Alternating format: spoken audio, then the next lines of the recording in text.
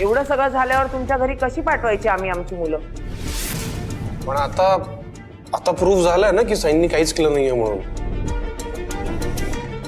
त्या निर्दोष आहे, सगळ्यांनाच माहिती आहे. तुमच्याचकडे काम करणाऱ्या त्या बाईने केलंय ना. काय केलंय? मोठी माणसं बोलतायत ना, मग आपण नाही बोलायचं.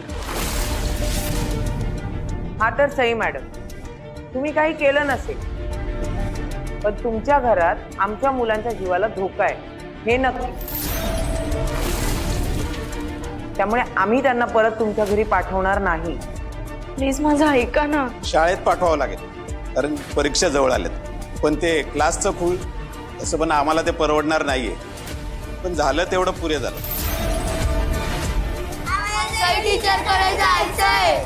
मला सई टीचरकडे जायचंय. हे बघा, मुलांची जर इच्छा आहे तर येऊ द्या ना त्यांना. मुलांचं चांगलं वाईट त्यांना कळत नाही, पण आम्हाला कळतंय. आणि त्यांना काय समजून सांगायचंय ते आम्ही बघू. पण तुमच्याकडे आता परत आम्ही त्यांना क्लासला पाठवणार नाही हे नक्की. आम्हाला सई टीचरकडे जायचंय.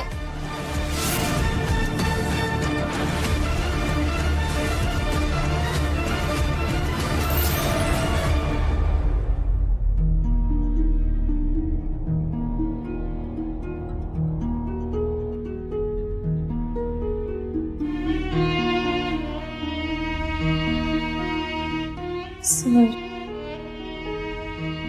प्लीज तुम्ही समजावा ना पालकांना. ऑफकोर्स मी समजावणार आहे, पण आत्ता नाही. आधी मला तुमच्याशी बोलायचं. तुम्ही ना आधी शांत व्हा सई. प्लीज शांत व्हा. काय चाललंय तुमचं हे? आपण जरा वेळ त्या पालकांच्या पॉइंट ऑफ व्ह्यूने विचार करायचा का? आय मीन जन्म दिलाय त्यांनी त्या मुलांना, आणि ती सगळी मुलं मरणाच्या दारातून परत आली आहेत.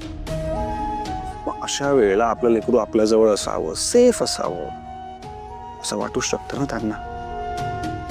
त्यांची काय परिस्थिती आहे हे आपण समजून घ्यायला नको का?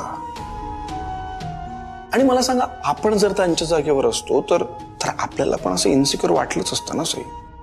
वाटलं असतं ना, पण मी काळजी घेईन ना त्या मुलांची. म्हणजे त्यांना विश्वास नाही राहिला का माझ्यावर? सई, विश्वास नसता तर त्यांनी त्यांच्या मुलांना आपल्या घरी कधी पाठवलंच नसतं. आता कोणाच्या तरी चुकीमुळे विश्वास आपण गमावलाय, इतकंच. म्हणजे